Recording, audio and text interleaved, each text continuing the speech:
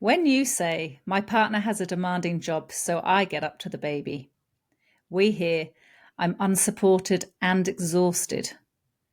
A partnership means both parents look after each other. There is no job more demanding or exhausting than raising a child. Unpaid work is work. Welcome back to Brand New Little People, the podcast where we talk about all things early parenting with a particular focus on sleep and settling in the first few years. I'm your host, Dr Fallon Cook, and I'm here with my co-host, Dr Laura Conway.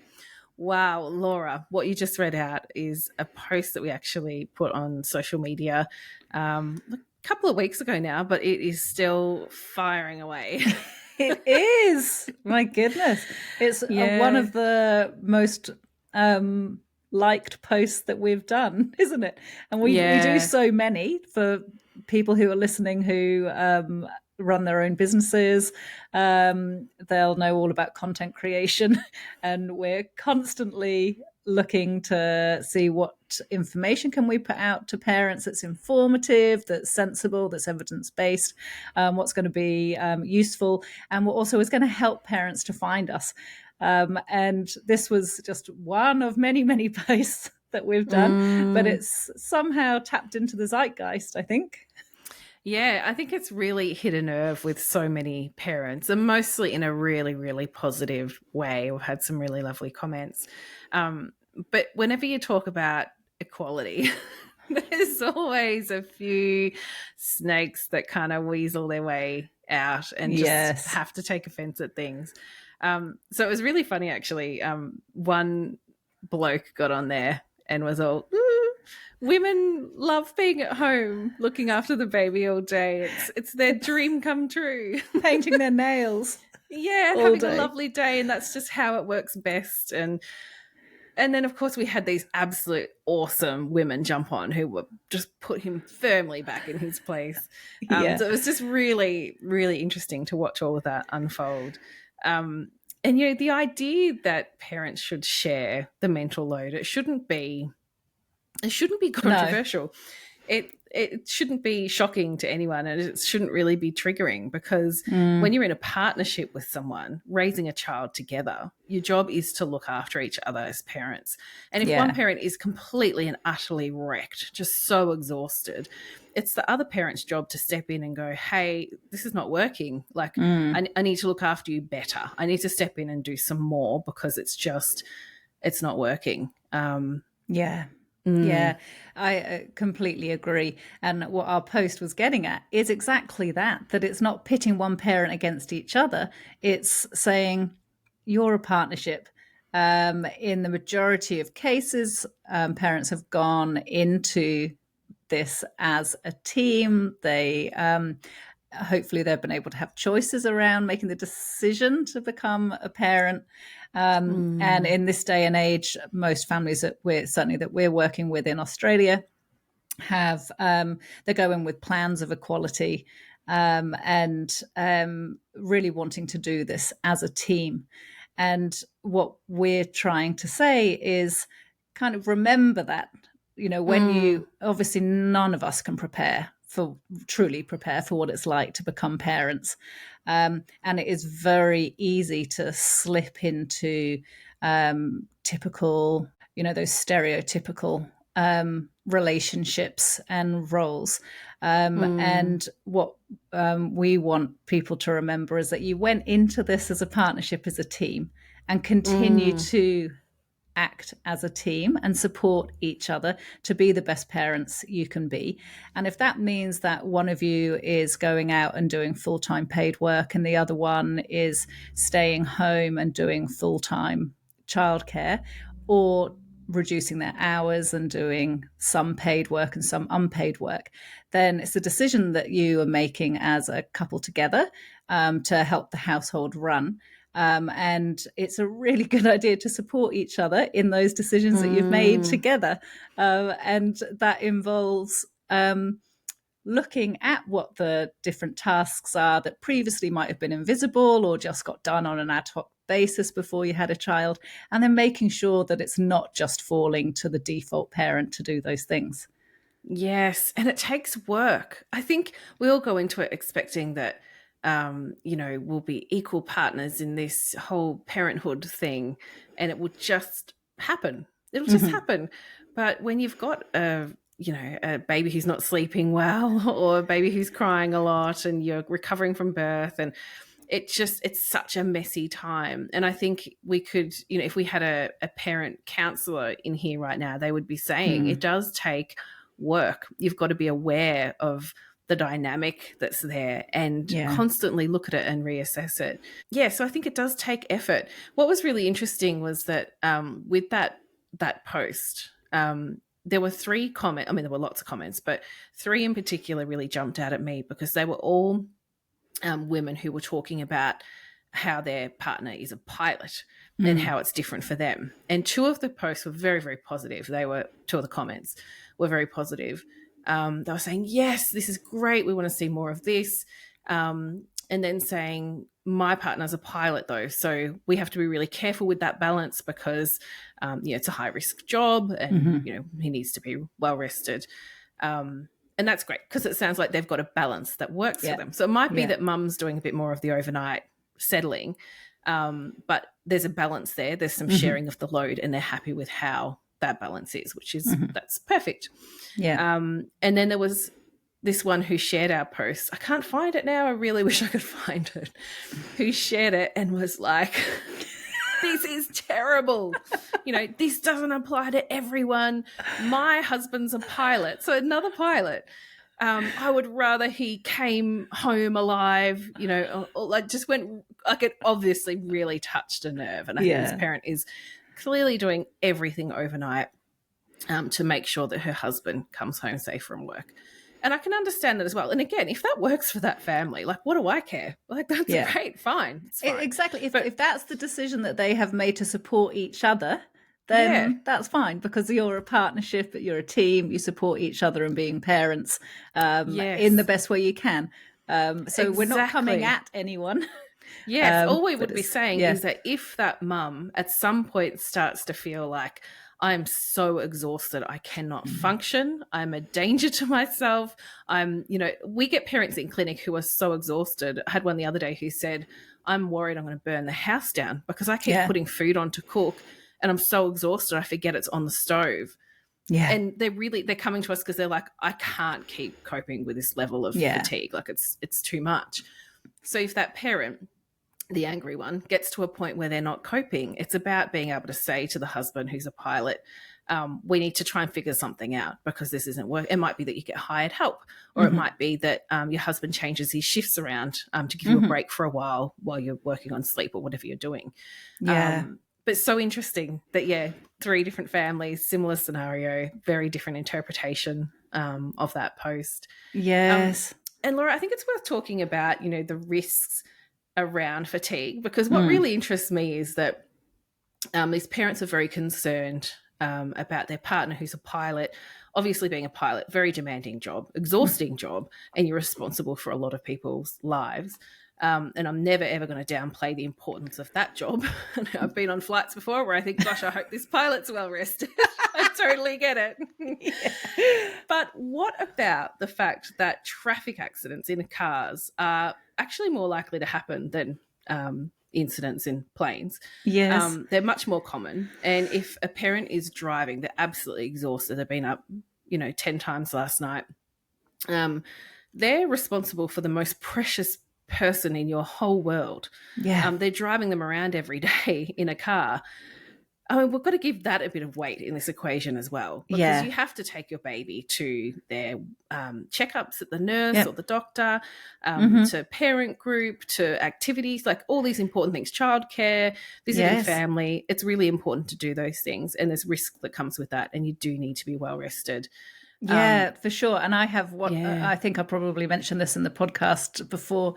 One of my memories of having my second child when he was really tiny was driving to the daycare center to drop off my older daughter and saying to the carer, I don't think I should be driving. Oh my goodness. I was so sleep deprived. And I had my newest one in his little car capsule. and the older one going into her playroom. And I had been up so often overnight.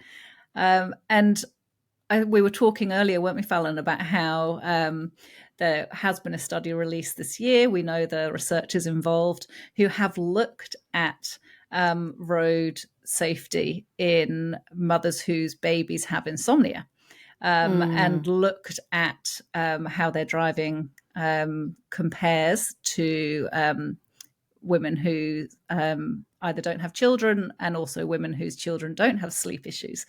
And it's really interesting to see that there are differences in the driving. And it's mostly related to reaction times. When you're sleep deprived, you don't ever become used to having less sleep. You may feel like you're getting used to it, but the studies show that your reaction times don't actually improve. It's not like over time you get used to only having 5 broken hours of sleep a night.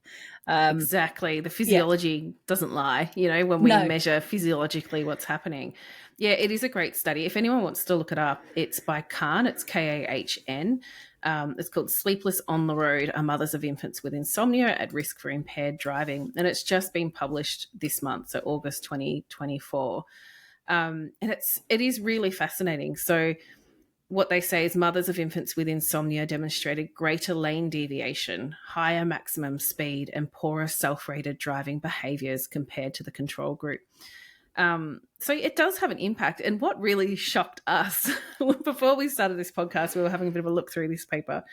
Their criteria for a baby with insomnia is perfectly accurate and fine, but I think it's really worth sharing with parents how little interruption to your sleep is actually going to impact your ability to drive. Yeah. So these were, I wrote it down, mothers of babies who were waking 2 or more times per night for more than 30 minutes total awake time during the night, and taking over 30 minutes to fall asleep at the start of the night.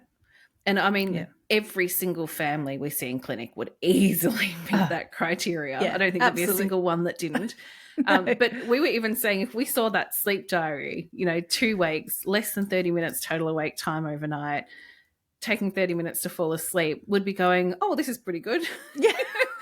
That'll be really quick, easy fix. It's mostly okay.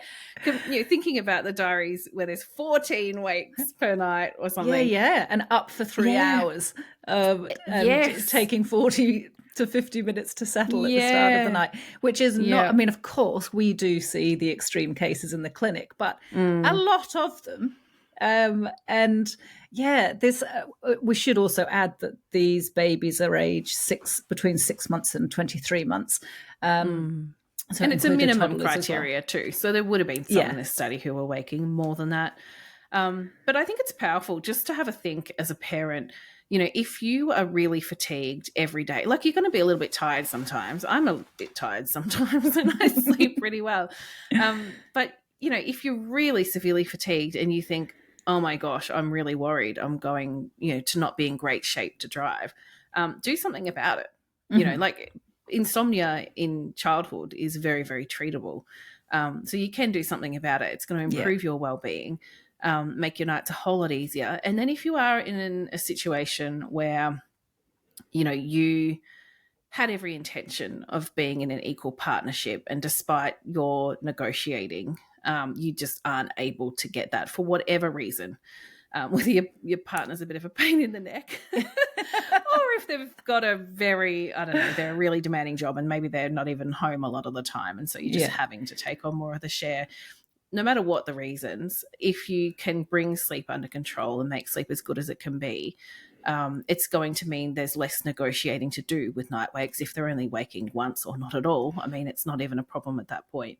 I just think no matter your situation, work on sleep, make it as good as it can be. Everyone can be well rested, and you can reduce that risk. Yeah, definitely. Laura, we actually have a chapter in Sombal, don't we? It's the chapter called Parenting. So for members, go in there and read the lesson, specifically the lesson called Sharing the Mental Load. There's an activity in there and we thought we'll talk about it in this podcast so that everybody can benefit from it. But this is where We often suggest to parents actually make a bit of a date night of this activity, even though you might be staying home because you've got a baby, hopefully asleep in the next room.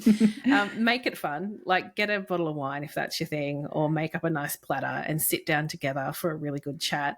What we suggest is drawing up a list of absolutely everything that needs to get done each day or each week. And we mean everything. Like, this list is going to be really long. You might, if you're the kind of person who loves an Excel spreadsheet, you're just going to love this task. And you can also get lists. You can download lists from the internet. If you were to Google mental load lists, or the motherhood load, or parenting load, you can get some really good lists that are very comprehensive, because it includes all the aspects of the running the household, from the groceries to the laundry to maintenance to feeding, sleeping, all of those things. So it can be a good way of kickstarting the conversation, is to have a list where you can then add to it if there's extra things that happen in your household that aren't standard. If you run a farm, or you are bakers, or whatever it is, you can add extra things, and you can also cross things off that don't apply to you. Yeah, it's such a good idea.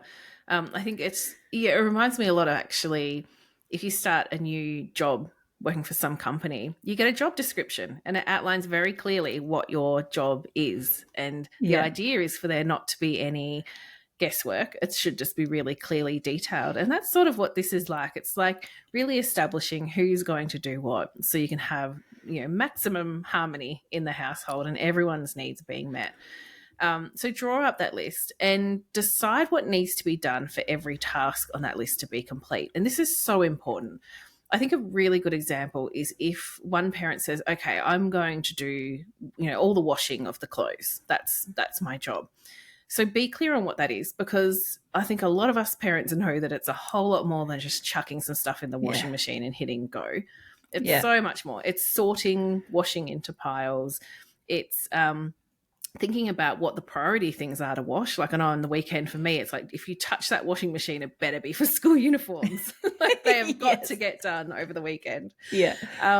It's making sure things get hung out or put in the dryer and then folded and put away again. There's no point in just doing the washing and it's wet in the machine, obviously. So to have that task complete, being really clear on what are the steps that are expected to be done for that to be brought to completion, so that's not half done and then the other partner's like, oh, okay, I've got to go finish that thing. And there's things like, we can add to even that task, just to highlight to our listeners, Fallon, about the idea of needing to manage the whole task. So if your job is to do the washing, your job is also to know whether you've got enough detergent, whether you need new detergent for a different type of fabric that your child, if they have something woolen, for example, or so have the right detergent, put it on the shopping list if you need to get new detergent. Is the washing machine working? Does it need servicing? Does it need cleaning? Does the tumble dryer? Pegs? Pegs. Does the washing machine, if you have a tumble dryer, does the lint need to be taken out? So it's all of the tasks around it as well that you need to think about. It's so important. Otherwise, that's where the seeds of resentment start. It's when you go, oh, well, the washing got put on, but now it's in a big pile on the table and it's been there for 5 days. Or I've just gone to put on my own washing and there's no powder left for the machine. It's, really trying to think through, every component of that task so that it is done completely, because otherwise the parent whose task it isn't is carrying that load. They're thinking, well, I have to keep checking in that this is being done because I don't trust that it's going to be completed. And if it's just not working, then it could be about going, well, okay, your job is to put the clothes in the machine and then transfer them to the dryer, and my job is going to be to fold them and put them away. So just being really clear on that, and then you avoid any resentment ever arising. So important. So once you've got your list together, you really thought about what each task entails, that's when it's time to delegate. And I always say to parents, there's going to be some things that you love doing. Like, a lot of husbands really love mowing the grass. Like that's their thing. They have their AirPods in, they listen to whatever the heck they listen to, and they love it. So if they love that, great, they go with it. You might absolutely love dusting. I can't imagine why. Can't imagine I don't know. Terrible example. I hate dusting. But if that's something you want to do it. Like that's your thing. So pick the task that you're actually really happy to do. And then with all the horrible, crappy tasks that no one wants, you're divvying them up or working out a rotating roster of who's going to do them. And to some parents, especially with those who are new to parenting, you might be thinking, this is crazy. Like, why would I go into this much detail? If you can establish this really equal footing early on, it is so much easier to hit the ground running with both parents really clear and on board with what they need to do and what their roles are, and maintaining conversations around who's coping and who's not. It is so much easier to do that in the first few months, especially when a lot of dads are taking extra time off work at that time as well, than it is 3 years, 4 years, 15 years down the track trying to go, hey, I'm doing so much more than you and I'm exhausted and I don't like you very much anymore. If I have really to tell you one more time to empty the lint in the tumble dryer, you get these tiny little things which just seem innocuous on day one. By 15 years in, they are... There's a rift forming. There's a rift, yeah. Yeah, absolutely. And so you're just stopping those rifts from arising. But I think this is the absolute magic of this whole thing, is that you are showing your children that you are both valuable, that your time is valuable. You're showing them that you can negotiate and work out fair arrangements. You're setting an example for your children that it's not one parent's role over the other to be the organizer for everything. That's going to flow into how they grow up and interact with the world and what they expect of people of the other gender as well. It's just, you're setting these beautiful foundations for your family, and your children learn a lot from that. So if you're a Sonbell member, go check out that lesson, have a work through it. Definitely have a Google for some of those lists. I want to go and do that now. I think, my relationship is reasonably equal, but maybe I'll be starting a rift by going and doing the list. Can we have an update next week, Fallon? I'll let you know how the divorce is going. No. But it's interesting though, isn't it? Like it's always good to reflect on how things are going in your relationship. And if you can keep the lines of communication open, it's just so good for everyone. Absolutely. Really and look, I wrote down a few notes beforehand because I just can't help myself. So before we started recording, and a lot of the families who will be listening to this podcast will be new parents, and that because it's for babies and toddlers. And so there is a lot of airtime given to the concept of the mental load. I feel like I see it all the time, but that's because I've been a parent for a long time. So it may be that some of our listeners, they're just beginning to become aware of this conversation. And when we're thinking about the mental load, we're thinking about there's a cognitive labor and emotional labor to running a household and raising children. And when we're thinking about all of the tasks that need to be done, there's steps, there's anticipating a need, there's researching how to address a need, there's then planning how to put it into place if you were to make that decision, and then there's the deciding, yep, I'm going to go ahead. And sometimes what happens in a family system is that these earlier stages, the person who's carrying the mental load does all of those quietly, invisibly in their head or sitting on their phone, scrolling and looking things up. Then they make a decision, and then it's at that point the decision is made that then there's a discussion with the partner.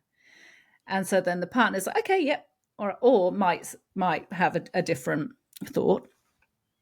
And so this is all the other parent is seeing, this final stage. And not realizing that there was all this anticipating, the research, the planning that went into making that decision. And I think we see that a lot in In the sleep area. So when a baby or toddler is struggling to sleep well, it's really impacting the family. Then often it's the parent who's carrying the mental load, who is anticipating that this isn't going to resolve on its own, and is then doing all the research to look online, join parenting groups, look for, speaking to the nurse, the GP. Is this a problem? What can I do about it? Then looking at the raft of sleep consultants and programs out there and advice, and then trying to choose which is the best evidence-based one, and then makes the decision, okay, this is hopefully Sombel is the one to go to. But then that parent needs to convey to the other parent, I think that this is the best one. And then the other parent is already on a back foot because they haven't gone through all of that work to decide that this is the best way to go. They haven't even noticed that work happening a lot of the time. And then what can happen is, in a sleep deprived state, if the partner says, how do I know that's the right one? The parent who's done all of this hidden work feels attacked, defensive, unsupported, feels like they're having to then relay all of the information to their partner, which is even more work.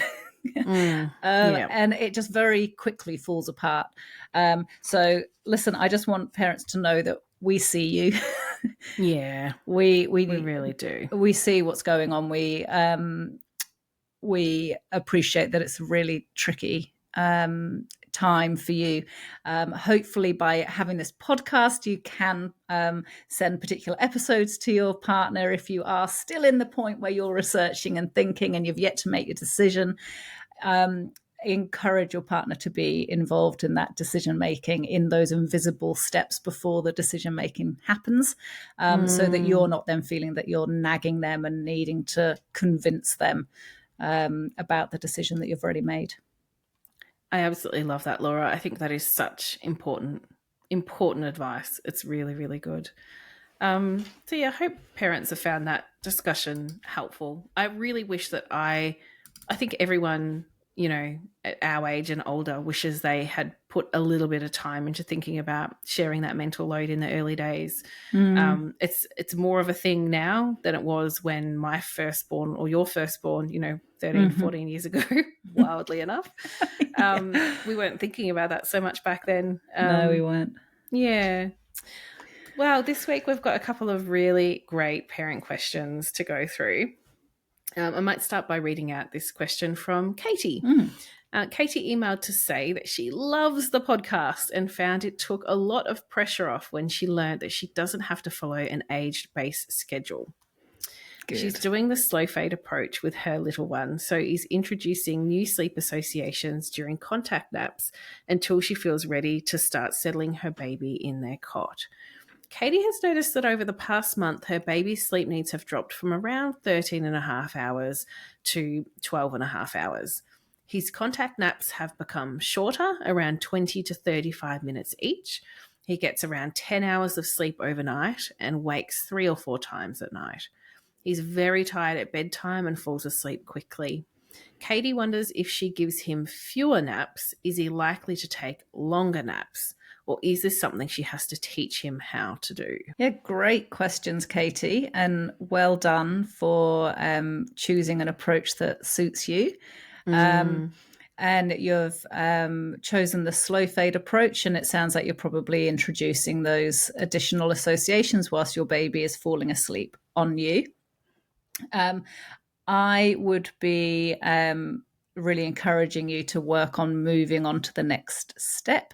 We generally suggest about a week or so introducing the new associations and then starting to actually put your baby into their cot or bassinet. I don't know how old your child is, Katie, but anyway, into their sleep space, and then using those associations that you'd introduced during the contact naps with them in their cot. So then you can really start to support them to be comfortable in their cot, falling asleep in their cot rather than on you. I think it's probably a good idea to move to fewer naps, because what may be happening is if your baby is having quite a few contact naps during the day and they're getting shorter, it might be that your baby's kind of recharging just enough to be able to get going for Mm, another period of time. But because they've only recharged a little bit, then they get tired quite quickly and then need to have another little nap. And so it goes on. What I'd be mm, thinking about is looking to see how many are they having at the moment. Is it, again, because I don't know the number, the age of the child, maybe it's 4 or 5. You might be looking to move down to around 3 or 4 if it was 5, and then be thinking about moving on to those next stages of the cot settling. And in time, your child might start to be able to knit 2 sleep cycles together whilst they're in their cot. What else would mm. you add, Fallon? Yeah, I think a lot of parents get in this situation where they're sort of frightened to move to fewer naps because, it just seems a bit overwhelming and scary. But you sort of have to move to fewer naps to try to get the longer nap. I mean, there's no Mm. guarantee this baby will do longer naps. They could just be a solid cat napper who's only Yeah. ever going to cat nap. But it's worth trying out. There's a few things running through my head. So one is like you need to for the baby to be able to stitch a couple of sleep cycles together, they're going to probably need some ability to be able to fall asleep in their cot. So they Mm. wake up, they're not sort of startled, like, what am I doing here? They wake up and go, yep, I'm still here, everything's fine. They do that systems check and then they fall back asleep and get that second sleep cycle. So that's one component of it. But yeah, it's also going to require probably dropping to 1 fewer nap. So there's a bit more time awake. So there's higher sleep pressure as well. Mm. It can really be hard for parents trying to work out which way to do it. I would say just do it probably all at once. Move to 3 naps and start to. You've laid brilliant foundations, Katie. Your baby's now Mm. used to some patting and humming, I'm assuming, or patting and shushing. So now when you do go to settle them in the cot, they're likely to feel really comforted by that. It's very familiar to them. Mm-hmm. So it could be a little bit of, increasing the sleep pressure, stretching them out between naps, plus building in those self-settling skills. One thing to keep in mind is that a tip that can really help initially, especially if they're not quite self-settling yet and they're still needing some hands-on support, is if they're going to wake 20, 30 odd minutes into their nap, then be close by. And as soon as you start to think, oh, they're getting to that point where they're going to wake up, resume the patting or the humming or the Mm-hmm. shushing, whatever it was you did to get them to sleep. Start to do that while they're still asleep and keep doing it until you're pretty sure that they've managed to get into that next sleep cycle. So that can be a Yeah. really cool trick for just getting them to link a couple together if you're Mm. really struggling to get them through the day on fewer naps. Yeah. It can just help mean that for one of those naps, I would just do it for one of them. You can stitch a couple of cycles together, and then they get through the day a bit more easily. Yeah, I think that's such a great Mm, tip, Fallon. So rather than your baby completely coming awake after mm, just that one sleep cycle, just to see, oh, let's, at the very beginning, let's just give them a little bit of help before they come mm, fully awake. So then they're coming up into light sleep and go, oh, there's still the patting happening, yeah. and then they'll go into their next sleep cycle. Then, Katie, you'll have at least one long nap under your belt, which is then going to help Mm, move on to fewer naps in the day. And then you can keep on progressing with that slow fade approach. yeah. Well done, Katie. You're doing such a good job. I love that you've learnt so much from the program and you're really on the right path. So yeah, Yeah, keep us updated. Well well done. done. Maddie has a similar kind of situation going on, actually. Mm. But first, she started by saying, since starting Sombal about a month ago, we have noticed a huge improvement when settling our daughter for naps and at bedtime. Oh, It's awesome. good. Yeah. Maddie says she went from screaming and waking after 45 minutes at bedtime whilst being rocked to sleep to settling with just a few pats and falling asleep independently. And Maddie says, I cannot thank you enough. My bedtime dread has slowly faded away, and I feel more confident going into the night knowing I won't be battling for over an hour.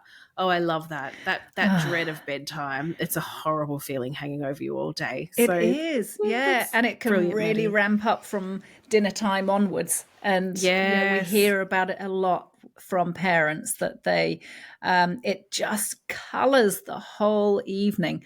And knowing, Yes. Maddie, that dread has lifted for you is just really wonderful to hear. So you can be Yeah. enjoying the end of the day and enjoying bedtime cuddles as well, rather than thinking, oh, I'm never going to be able to put my baby down.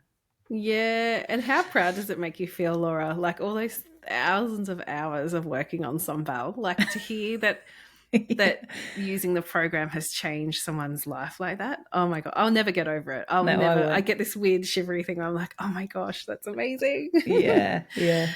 So Maddie also says, I recommended your podcast and program to a bunch of mums at the Mothers Group, and we've all found it to be a great resource as first-time mums. So shout out to Maddie's Mothers Group. We love you. Yeah, we do. Well done, all of you. Send in questions if you've got extra questions. Yeah. Amazing. That is just so lovely. So thank you, Maddie. That feedback is brilliant. So Maddie has a couple of questions. So she says her child is nearly 5 months old and is still very much catnapping 3 to 4 times a day for about 35 minutes. So yeah, sounds like one sleep cycle. Maddie says some days she's totally fine with this amount of sleep, but others she seems quite grumpy and like she needs more. Every now and then she'll do a random longer nap of about 50 minutes to an hour and a half for no apparent reason.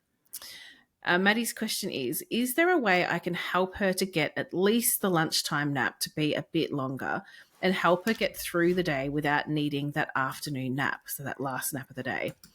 Do you recommend contact napping after she wakes from the 35-minute cycle if she won't resettle in the cot?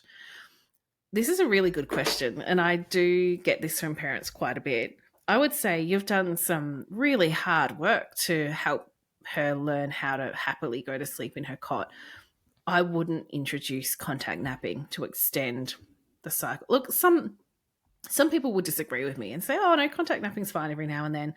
It depends how hard you had to work to get the independent settling happening. That's my feeling. If it was, really hard work and you don't want to have to go back to teaching that again, you might just avoid contact naps.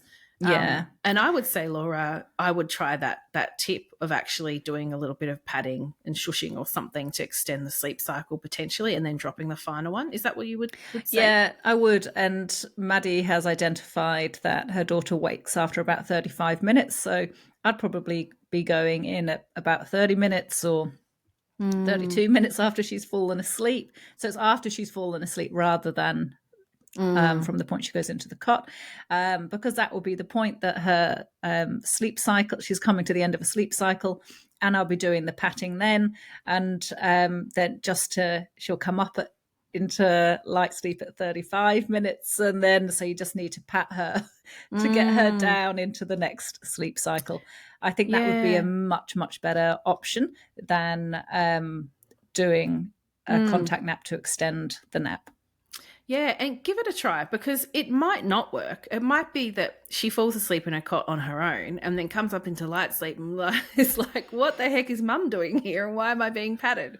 So it might be that actually she goes, oh, what, why are you here? And that might be stimulating, could wake her up. Just try it and see if it works for her. Yeah. And if it doesn't, rather than a contact nap, I would often say to parents, offer a pram nap, get them straight into the pram, get out the door and see if that works. Or you might just do a pram nap for the entire nap if they naturally tend to sleep longer in the pram. We're throwing all the options at you here, Maddie, but hopefully there's something there that you feel like would work for you. And Maddie, you go, Laura. I was just going to say that, Maddie, when you're seeing that she's happy after a short nap, it's no point trying to resettle. So if you've tried this approach of going in and just trying to pat her just before her sleep cycle ends, and like you were just saying, she wakes up to go, what are you doing? And is smiling and happy and, kind of grabbing your hand, then get her up. And you don't need to try and pat her back to sleep, and you don't need to give her a pram nap. But if you've had one of the situations that you've described, Maddie, where she's waking up grumpy, then of course that's when you would say, this approach of trying to help her link a sleep cycle by patting her in the cot hasn't worked, but she is still grumpy. So then I'd be saying, pop her in the pram and see if you can extend it that way. And if she doesn't go to sleep in that time, that's okay. You gave it a go.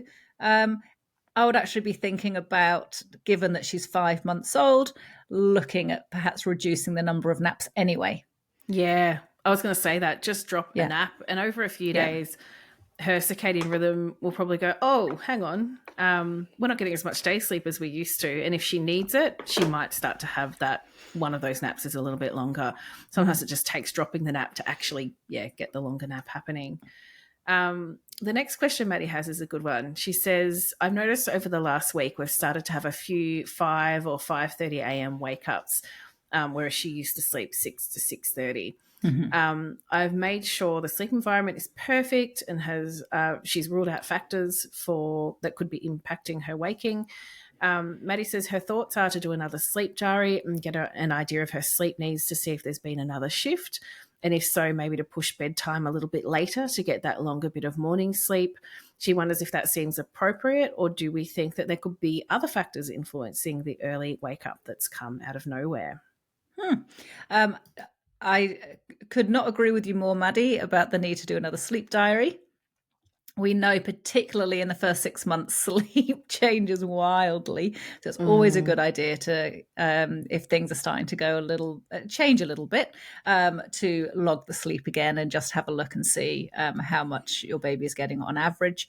Those early morning wakes, they can be due to hunger, or they can be due to environmental reasons like light coming in. I don't think, depending on where you are in Australia, if you're down where we are, there wouldn't be any light coming in at that hour.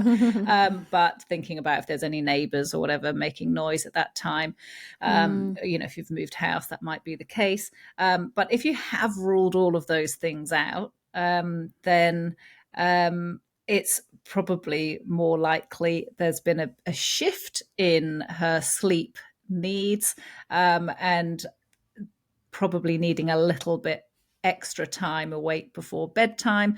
And doing that by moving to fewer naps is going to be your best course of action. 100%. To me, it just screams that this baby is just ready to drop that last nap of the day. Chances are, it'd be uncomfortable at first. She might be quite tired. But over the course of a few days without that third nap, or was it a third nap? I can't even remember. Fourth nap. Yeah, without the fourth nap, she'll start to sleep in again. The circadian rhythm will try and find that sleep somewhere else. Awesome work, Maddie. Well done. And you're totally on the right track. Always keep that sleep diary. I'd say that to any parent who is having trouble with sleep. Just do another diary. Have a look at where things are sitting. Sleep needs can just drop, and they're supposed to. Yeah. And sometimes they drop really suddenly, and it takes parents by surprise. And once you adapt to that new sleep need, everything gets better again. So definitely keep an eye on that. We have had some really lovely parent feedback that I wanted to read out. The first is from Aziza, who is a nurse. And she said, "Hi, Dr. Fallon and Dr. Laura. Would love to give some heartfelt feedback. I purchased your program soon after arriving home from the hospital as I began my descent into postpartum depression and anxiety." Oh, Aziza, that's really hard. She says, "Sleep was an overlooked aspect of becoming a new mum that I was not prepared for. I'd tried webinars offered by a popular early parenting centre, books, and a short residential stay at an early parenting centre, and I didn't get the help that I needed. Your newborn course truly saved my sanity." She says, "I enjoyed your easy-to-digest content, the sleep diary, and everything in between. I've recommended this to friends, mothers groups, and expecting mums I've come to pass. As a nurse myself, the search for clear and concise evidence-based literature is paramount in caring for our beloved little ones. Thank you sincerely for your research and podcast into sleep for babies and toddlers. My daughter is now 7 months, settling well and sleeping through." Oh, I love that so much. Yeah, I love it too. Well done, Aziza. I'm so pleased that your little one is sleeping well and that you are now well rested. Honestly, yeah, it just gives me all the feels when I hear that, because we noticed that there was this need for sensible evidence-based advice out there. And that's the Yeah. whole reason why we have put in so many hours and hours and hours of work to create Sombel. And as you listeners will know, we do update it. We go in and edit some sections, add in extra little hints and tips and tricks where we can. And it's so good to know that it's hitting the mark for so many of you. Absolutely. And postpartum depression and anxiety is no joke. No. I speak from personal experience with postnatal depression. It's an absolute killer. It's horrible. And we know that maternal mental health and paternal mental health and baby sleep is really intricately linked. So Yeah. poor sleep can kick off the depression can kick off poor sleep in parents. It's a really horrible cycle. Yeah. And I'm very passionate about making sure parents get support with sleep in the early days, because we know from the trial, I don't even know if I've talked about this in the podcast, we did a trial of a program called Baby Business, and it was designed to help prevent sleep problems and postnatal depression by giving parents information about what what to expect with sleep and settling and things to look out for, and just general information about and that managed to reduce rates of postnatal depression, and that was in a community sample of parents. We saw a lowering of postnatal depression. So when parents say, "Oh, this information, really saved me," I get it. It actually does. It's really that powerful to have good information about sleep. Can be really protective in those first few months. Aziza, thank you so much for sharing that with us. It is amazing. Laura, do you want to read out what Olivia sent through? Yeah, so Olivia is another health professional who sent in some lovely feedback. So Olivia writes, I have a deep appreciation for your expertise and constant reference to the scientific evidence and literature regarding baby sleep. Knowing you hold PhDs in such an important area of child development is so reassuring. I have completed the Sombel modules and honestly wish I had found your program sooner, as it has truly given me the confidence and empowerment to make decisions about my baby's sleep needs. Prior to finding you, I had a consultation with a sleep consultant recommended to me by several friends. They provided an assessment of my daughter's sleep and gave me an age-based sleep schedule, including nap durations, awake windows, and total day and night sleep requirements. I appreciate that the support was well intended. However, only now have I realized that they really overestimated my baby's sleep needs, ability to stay awake for longer durations, and coached me to almost ignore my baby's tired signs, which led to many tears for both myself and my baby. For weeks, I drove myself insane sticking to this schedule, thinking I was getting everything wrong no matter what I tried. The Sombel program and your podcast has enabled me to relax and understand that my baby's sleep needs are unique, that improvements may take time, and that my baby has lower sleep needs than what was prescribed to me. Thank you for the amazing work you do and for your very much appreciated advice. That's so lovely. Thank you so much, Olivia. Yeah, I love hearing stories like that where parents have just felt really, really lost, but they've found their way through that haze. I absolutely love it. If you're listening in and you're struggling with sleep or settling, or maybe you're struggling with your own mental health because you're so tired, get support, have a chat to your GP, have a chat to a psychologist if you're really feeling really down and really struggling. There's lots of support available to you. But just a huge thank you to all of the parents who make what we do just so awesome. All of the Sombel members. We've had another huge week with so many new members. Laura and I cannot quite believe it. And I'm sure we're going to get an influx of many, many questions for the podcast. But I can't wait. I can't wait to hear, what parents need help with and to support them through it. It will be amazing. So just to finish up, Laura, you have just started doing something very, very cool. You're doing your advanced training in treating sleep, or identifying and treating sleep difficulties in older kids. So school-age children, primary school age and secondary school age children, right through until they turn 18. So we kind of have specialty in babies and toddlers. But Laura, you're off getting that advanced training, which is amazing. And it means eventually we will be seeing older children as well. Which I'm just so excited about. That's a whole other story. The reason I'm mentioning this is that as part of your training, Laura, you are going to need to see a child aged between 6 and 18 years who has sleep problems. Yeah. If you know someone, or if you have your own older children who are having sleep difficulties, you can actually, we've got room for one family to receive free treatment. It'll be towards the end of September and part of Laura's training course. So yeah, we are looking for one family with a child 6 to 18 years with sleep difficulties. If you think you've got someone for us, shoot us through an email, sombal@infantsleep.com.au. Excellent. Good luck with the training, Laura. It sounds so interesting. I'm really excited. It's obviously some of the sleep disorders that we see in younger children are also present in older children, but we know that there are some newer issues that can emerge for older kids. So, and also the way that we would treat them differ as well. So it's going to be really exciting to do this new study. And the family that comes on board with me, I see them across a number of weeks.